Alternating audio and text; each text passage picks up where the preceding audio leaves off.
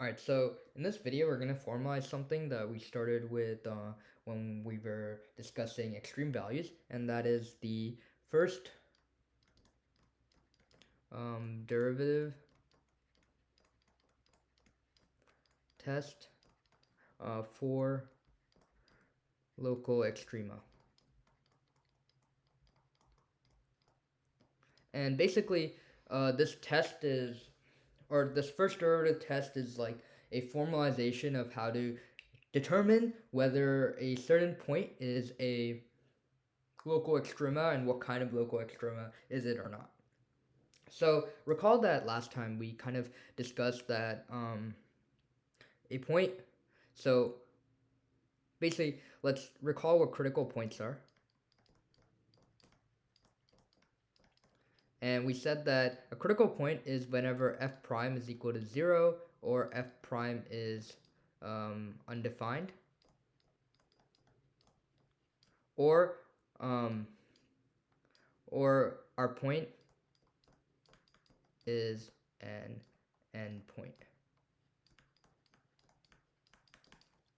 And so what the first derivative test really uses is that it uses the vicinity around these critical points that we find, and we really look at the first derivative and how it behaves in that vicinity, and depending on how it behaves, we can determine whether the point is a min, max, what kind of min, what kind of max, or if it's not a min or a max. So let's get into it. So formally, we have our theorem. And this is just the first derivative test.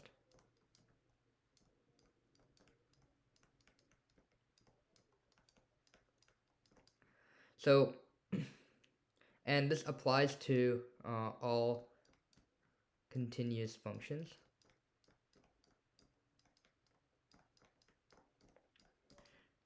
So at a critical point C,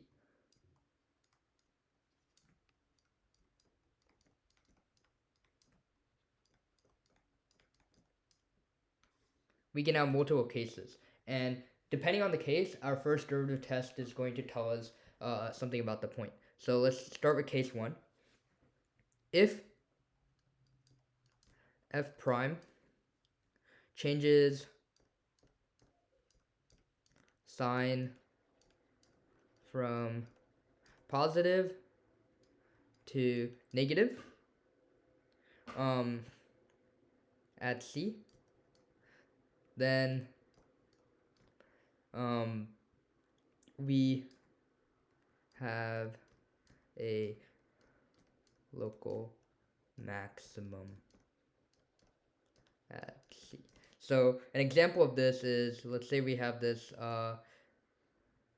function, and this is point C, right? We can see that like C is a critical point since f prime is equal to 0, f prime of C is equal to 0, and if we were to sort of analyze the behavior of f prime at C, we see that at values of less than C, our f prime is positive. So this is positive, and I'm indicating this with like an upward trajectory. And then at values greater than C, f prime becomes less than 0. And so this sort of trick kind of helps digest this first derivative test, as we see like the shape of the function will follow something similar to this, and so we can kind of grasp out that we have a maximum at C. And over here, f prime is equal to 0, but we could also have like a function like this, where we had like a inverse cusp, and at that point, like C is not defined, but we still have the same behavior of f prime. And in both cases, the sign of f prime changes from positive to negative, and hence we have a local maximum at that point. And to find out if that point's like a global max, global min, we have to really analyze all the critical points and look at the end behavior of the function. And so that's really just an extension, and it's not too difficult of an extension. But let's go to case 2. In this case, if f prime changes from negative to positive at C, then we have a local minimum at C. And again, we can draw out our parabola. This time it's upwards.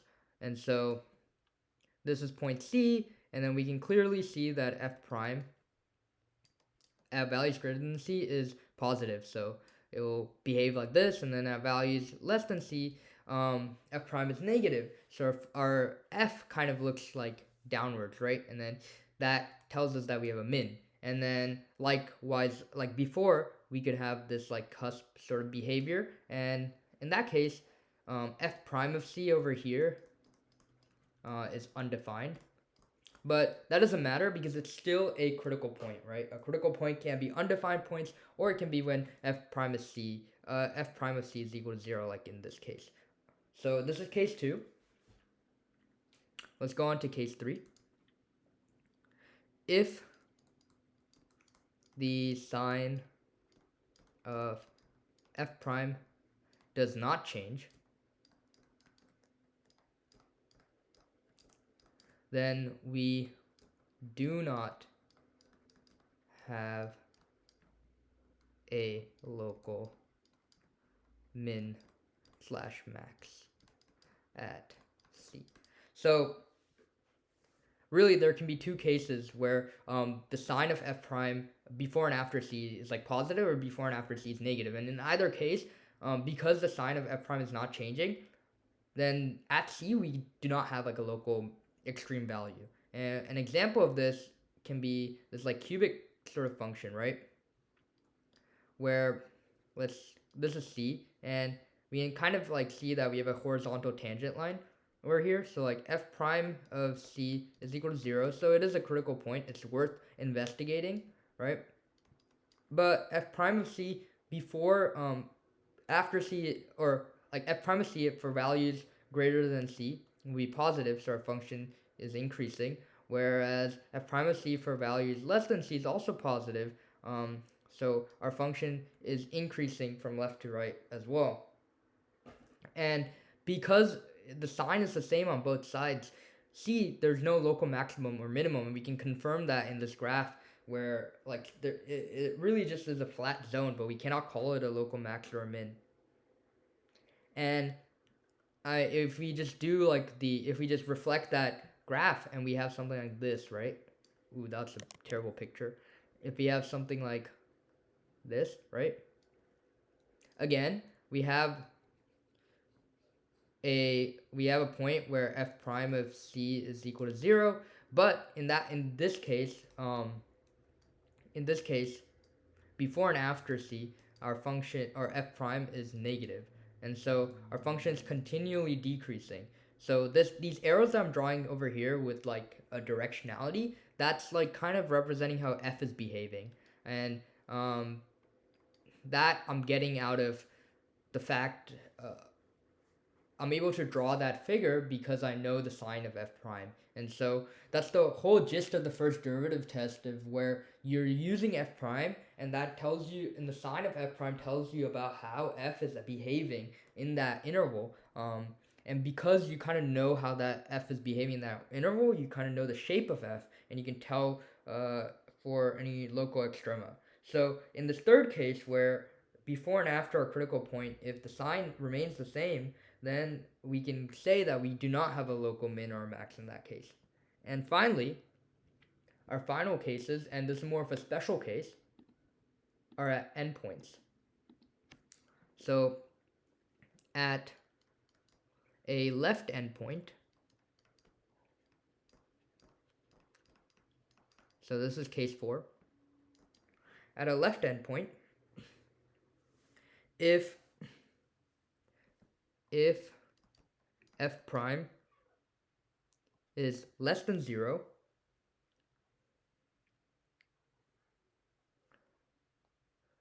if f prime is less than 0, so let's call this endpoint C for values x greater than C, then we have a local max at C. And if f prime is greater than 0 for values of x greater than c, we have a local min at c.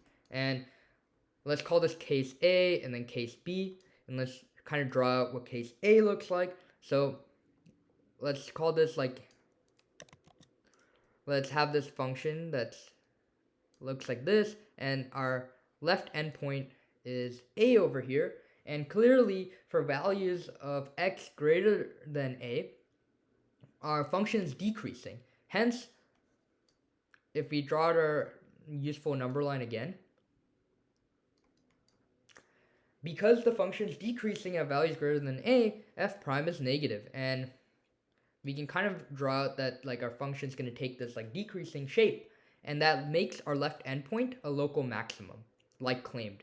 And then for case B, we can have something like this, right?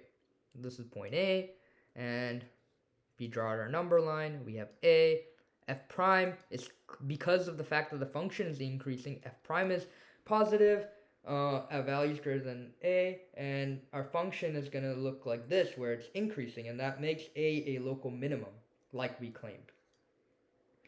And now we have a very similar case for right endpoints.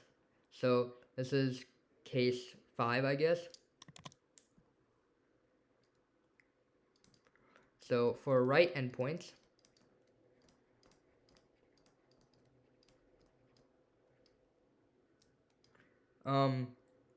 if f prime is less than 0 for x less than c, then we have a local max at c, and this is case 5a, and then case 5b is if f prime is greater than 0 for x less than c, then we have a local min at c.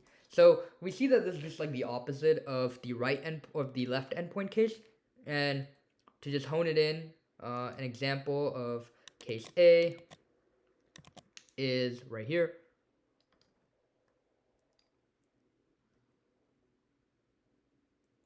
Oh, sorry, that's.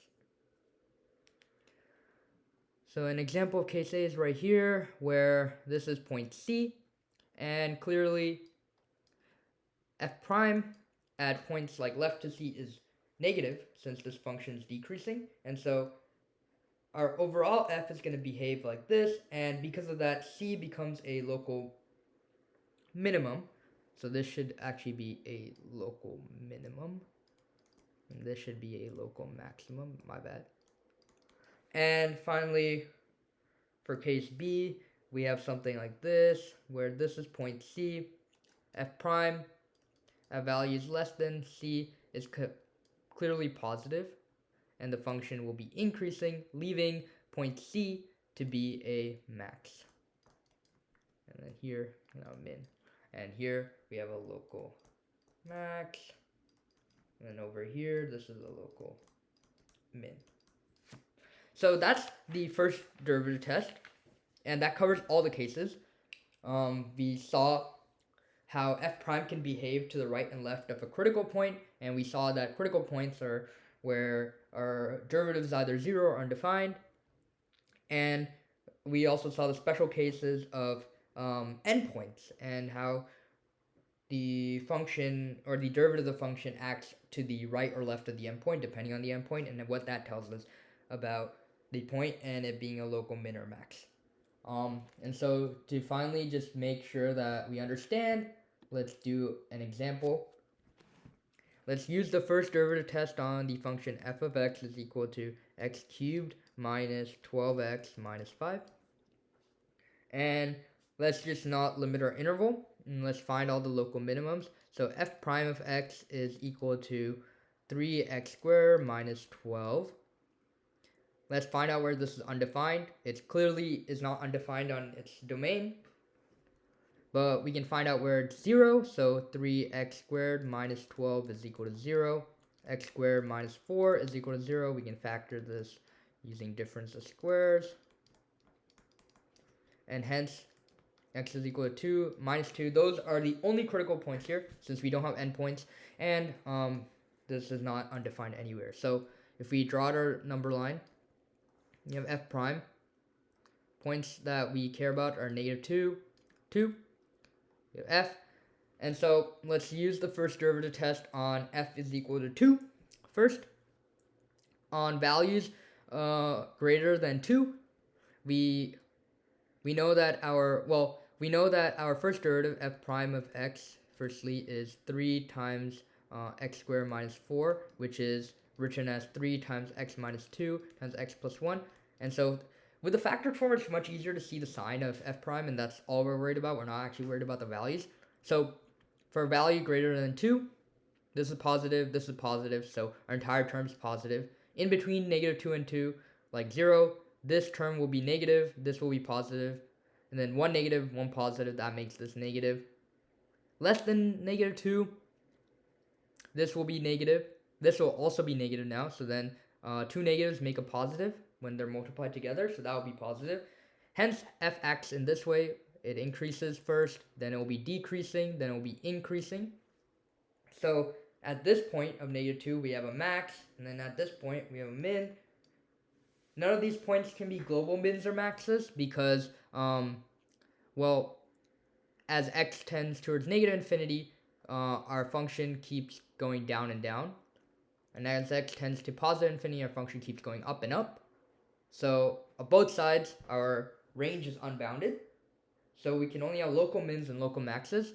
And so we have a local max at x equals negative 2 and a local min at x equals 2. And if you want to find the value, they also ask for the value of it, you just have to plug it into f of x, and then that tells you the value of the local max or local min. And so that was an example of using the first derivative test to find out local mins and maxes, and hopefully that makes it much easier to find out critical value, or that makes it much easier to find out extreme values.